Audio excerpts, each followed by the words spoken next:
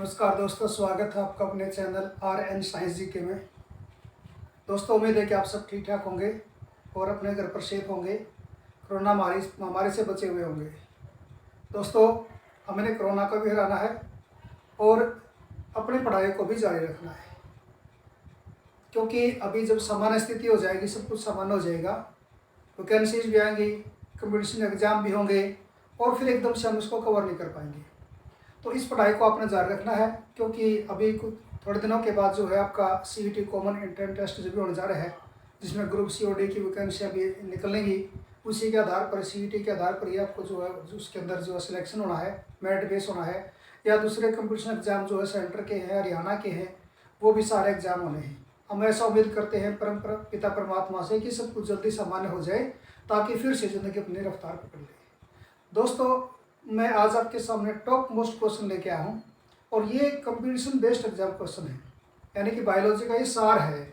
और इस प्रकार के जो प्रश्न मोस्टली पूछे जाते हैं और इसको हम प्रश्नों को जो डिटेल में एक्सप्लेन भी करूँगा मैं आपके सामने। बेहतर ये रहेगा अपने पेन कॉपी उठाइए, लिखना शुरू कीजिए, लिखोगे तो आपको याद रहेंगे। तो दोस्तों, हम शुरू करते हैं। एक एक प्रश्न को मैं पूरा एक्सप्लेन करूँगा। अगर आपको फिर भी कोई डिफिकल्टी रहता है तो कोई मैसेज में लिख के आप टाइप करके कोई क्वेश्चन अपना छोड़ सकते हो, तो उसमें आपको जो है आंसर मिलेगा। कोई भी क्यूरी अगर आपकी है, वीडियो से रिलेटेड है या दूसरे क्वेश्चन से रिलेटेड है या पिक्चर की क्लियरिटी से लेकर या वॉइस को लेकर अगर कोई दिक्कत आपको महसूस होती है तो आप मुझे मैसेज कर सकते हैं, कमेंट में लिख सकते हैं। आपको जो है रिलायबल उसका जवाब दिया जाएगा। तो स्टूडेंट्स, आज का हम टॉपिक शुरू करते हैं हमारा। तो पहला जो क्वेश्चन हमारा है वो है, समजात अंग किसे कहते हैं? समजात अंग यानी कि ये वो ऑर्गन है जिनकी उत्पत्ति और मूल रचना समान हो, यानी कि जिसकी उत्पत्ति और रचना एक जैसी है, यानी कि इन अंगों की, लेकिन उनके कार्य भिन्न हैं। मैं दोबारा से आपको बता देता हूँ, समजात अंग किसे कहते हैं? जिसकी उत्पत्ति और मूल रचना समान हो पर कार्य भिन्न हो। देखो, मैं आपको बताना चाहता हूँ, जैसे हमारे फोरलिम्ब, ये बाजू और पक्षियों के जो पंख हैं, उनकी जो उत्पत्ति और रचना एक समान है, लेकिन कार्य पक्षियों के पंख जो उड़ने का काम करते हैं, यानी कि हमारी जो फोरलिम्ब बाजू जो है पकड़ने का, सामान को उठाने का, या अलग अलग प्रकार के कार्य करते हैं, चलने में बैलेंस बनाते हैं। अब इनकी अगर हम उत्पत्ति देखें, रचना देखें, पक्षियों के पंख और मनुष्य के हाथों की रचना, तो एक समान है वो, लेकिन कार्य क्या है? डिफरेंट है। तो इस प्रकार के जो ऑर्गन है, जो अंग है, उनको क्या बोलते हैं? समजात अंग कहते हैं। समजात, जिसकी रचना और उत्पत्ति एक समान हो, कार्य क्या हो? डिफरेंट हो। अब बात करते हैं अगले क्वेश्चन की। समवर्ती अंग, ये समजात थे, ये समवर्ती, जिनके कार्यों में समानता पर उत्पत्ति और मूल रचना भिन्न हो, कार्यों में समानता हो। समवर्ती की बात करें, जिन्हें कार्यों में समानता हो पर उत्पत्ति और मूल रचना क्या हो? भिन्न हो। अब कार्य में समानता है, अब आपको इसका एक एग्जाम्पल देके बताता हूँ। पक्षी और चमगादड़, उनके दोनों के जो पंख जो है उड़ने के काम आते हैं, कार्य में समानता होगी, लेकिन अगर उनकी उत्पत्ति देखोगे आप, वो अलग है, वो डिफरेंट है। यानी कि जो फोरलिम्ब जो बनती हैं, तो उनकी जो उत्पत्ति यानी कि जो बनने की जो रचना है वो अलग है, लेकिन कार्य कैसे करते हैं? पक्षियों के पंख की तरह कार्य करते हैं। तो ये एग्जाम्पल हो गया समवर्ती अंग का। और दोनों क्लियर हो गए आपको। नेक्स्ट क्वेश्चन हमारा है, देख लेते हैं। कुछ वायरसों में अनुवांशिक पदार्थ कौन सा होता है? आपको पता है अनुवांशिक पदार्थ DNA होता है, यानी कि DNA पीढ़ी दर पीढ़ी जो है नए लक्षणों को आगे नेक्स्ट जनरेशन के लेके जाता है। लेकिन ये वायरस की बात हो रही है, कुछ वायरस, सभी वायरस के अंदर नहीं, कुछ वायरसों के अंदर जो है DNA की बजाय अनुवांशिक जो पदार्थ होता है वो कौन सा होता है? RNA होता है। कौन सा होता है? RNA, ribo nucleic acid. RNA की फुल फॉर्म क्या होती है? Ribo nucleic acid. तो कुछ वायरसों में आनुवांशिक जो पदार्थ होता है वो क्या होता है? RNA होता है। अगला जो क्वेश्चन है, मोस्ट इंपोर्टेंट क्वेश्चन है, कछुए में उच्च ऊष्मायन ताप का क्या परिणाम होता है? जब कछुए अंडे देते हैं, अगर उनको तापमान ज़्यादा मिल जाए, सामान्य तापमान से अगर ज़्यादा तापमान उनको मिल जाए, जैसे मोस्टली 29.3 या 4-5 तक जो है सामान्य तापमान होता है, अगर उससे ज़्यादा तापमान अगर उनको मिल जाता है तो मादा संतान पैदा होती है जब अंडे का पृष्ठभूमि यानी अंडे से जब चूजा निकलता है, बच्चा निकलता है। तो इन केस ऑफ टॉर्टवाइस यानी कछुआ के केस में जो है मादा संतान पैदा होती है अगर सामान्य से ज़्यादा तापमान अंडों को मिल जाता है। तो ये इम्पोर्टेंट क्वेश्चन था। इसी से मिलता जुलता एक क्वेश्चन है, दोनों मैंने साइड बाय साइड लिखे हैं। अगला जो प्रश्न हमारा है, छिपकली में उच्च ऊष्मायन ताप का क्या परिणाम होता है। ज़्यादा अगर टेम्परेचर उसको मिल जाता है तो उसका क्या परिणाम होता है। छिपकली जब अंडे देती है, अगर उसको भी सामान्य से ज़्यादा तापमान, जैसे मैंने बताया कि 29.3 को तो सामान्य होते हैं इन दोनों के केस में, अगर इससे ज़्यादा तापमान अगर मिल जाता है तो छिपकली के केस में नर संतान पैदा होती है। दोनों को ध्यान से करना हमें।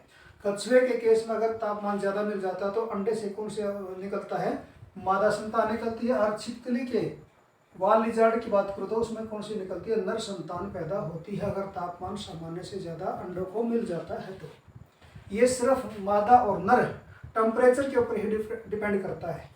ये क्वेश्चन कई प्रकार से बन सकता है कि कौन से जीव है जिनमें टेम्परेचर ही नर और मादा को निर्धारित करता है कि नर हो गया बच्चा निकलेगा या मादा निकलेगी, तो वो टेम्परेचर निर्धारित करता। तो आप एग्जाम्पल दे सकते हो, कछुए का दे सकते हो, छिपकली का भी दे सकते हो।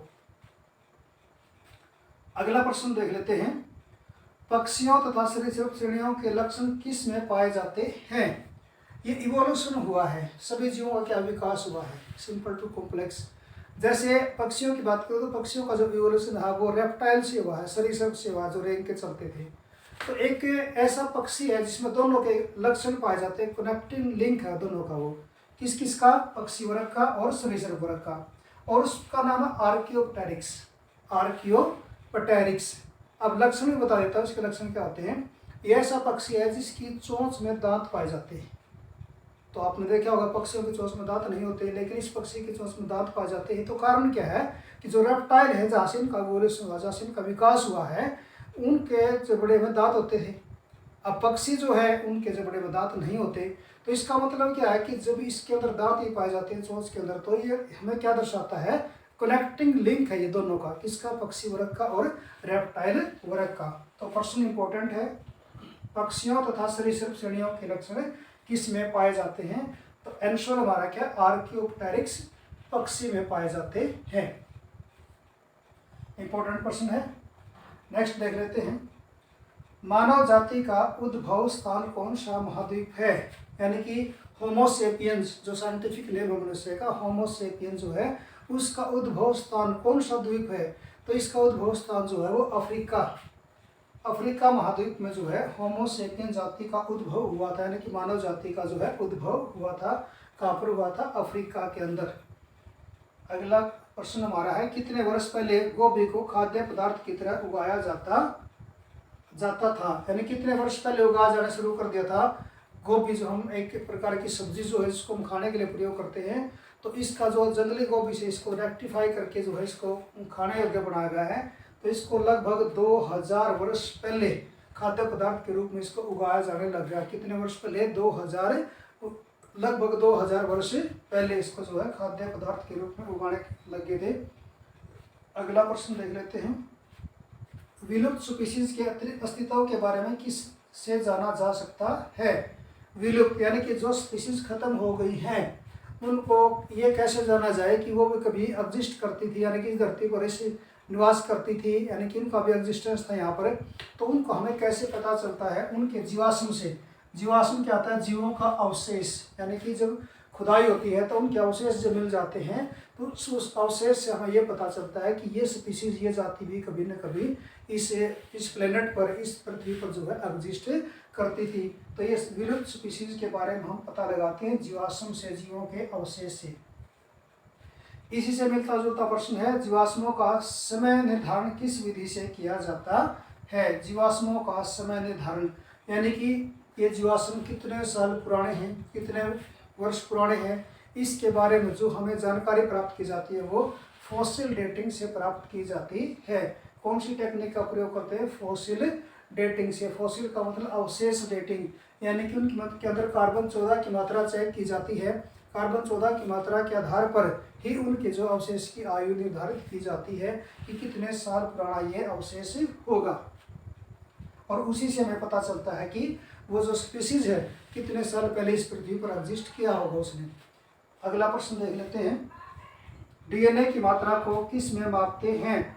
डीऑक्सीराइबोन्यूक्लिक एसिड जो आनुवंशिक पदार्थ है, हर सेल के अंदर पाया जाता है, जिसके अंदर क्रोमोसोम्स होते हैं और ये जीन्स जिसके अंदर होते हैं, ये आनुवंशिक पदार्थ है, गुणों का वाहक है। तो इसके डीएनए की फुल फॉर्म क्या है? Deoxyribonucleic acid. इसको मापने की जो इकाई है, उसको मात्रा है, उसको पिकोग्राम के अंदर मापते हैं। किसके अंदर मापते हैं? पिकोग्राम के अंदर मापते हैं। एक इम्पोर्टेंट प्रश्न है और बिल्कुल डिफरेंट प्रश्न है, यानी कि डीएनए की मात्रा को किस में मापते हैं? पिकोग्राम में। किसके अंदर मापते हैं? पिकोग्राम में।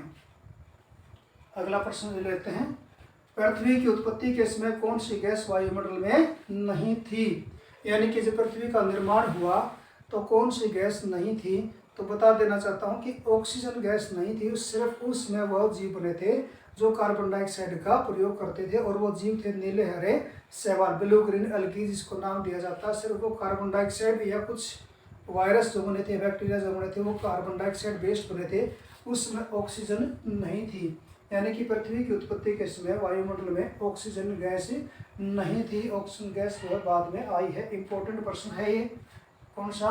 कि पृथ्वी की उत्पत्ति के समय कौन सी गैस वायुमंडल में नहीं थी, उपस्थित नहीं थी? तो वो कौन सी गैस है? ऑक्सीजन। O2 इसका फार्मूला है ऑक्सीजन का। अगला प्रश्न देख लेते हैं, जंगली गोभी से किन किन सब्जियों का विकास हुआ? यानी कि जंगली गोभी जो है, जिसको आज हम खाने के लिए प्रयोग करते हैं, ये जो वैरायटी है, ये भी जंगली गोभी से बनाई गई थी। और कौन कौन सी वैरायटी इसमें से निकल कर आई थी जंगली गोभी से? पत्ता गोभी भी इसी की वैरायटी है, फूल गोभी की इसी वैरायटी है, अच्छा गांठ गोभी भी इसी वैरायटी है, और केल, लास्ट में जो लिखा हुआ क्या है? केल है। ये सारी वैरायटी जो है जंगली गोभी से ही उत्पन्न हुई है। उसी को जो है मॉडिफाई करके, जीन मॉडिफाई करके उनको नए प्रकार के जो है गोभी जो है बनाई गई है। ब्रोकली भी आजकल जो इसमें शामिल है, वो उसका भी जो उसी से, जंगली गोभी से ही इनका विकास हुआ है। और इस आज के सिलसिले में लास्ट प्रश्न दे लेते हैं, चाहे लड़का हो या लड़की, उसे अपनी माँ से कौन सा गुणसूत्र प्राप्त होता है? जब भी बच्चा पैदा होता है तो उसे माँ से और पिता से, दोनों से गुणसूत्र प्राप्त होते हैं। लेकिन चाहे लड़का हो चाहे लड़की हो, तो माता से कौन सा गुणसूत्र प्राप्त होता है? सिर्फ एक्स गुणसूत्र या एक्स क्रोमोसोम प्राप्त होता है, क्योंकि मादा के अंदर सिर्फ एक्स क्रोमोसोम होते हैं, पिता के अंदर XY क्रोमोसोम होता है। तो पिता से कभी X और कभी Y मिल जाता है, लेकिन माता से हमेशा, यानी कि मदर से हमेशा X क्रोमोसोम ही मिलता है। तो स्टूडेंट्स, ये हमारे आज के प्रश्न थे। मैंने आपको ये समझाने की भरपूर कोशिश की है, मैंने इनको डिटेल में आपको समझाया है। उम्मीद है कि प्रश्न आपको पसंद आए होंगे। अगर आपको प्रश्न पसंद आए हैं तो वीडियो को लाइक करिए, शेयर करिए, सब्सक्राइब करिए, बेल आइकन का बटन भी दबाइए, ताकि आपको नोटिफिकेशन समय समय पर मिलता रहे। आज के लिए इतना ही, मिलते हैं एक नई वीडियो के साथ, बने रहिए हमारे साथ। धन्यवाद।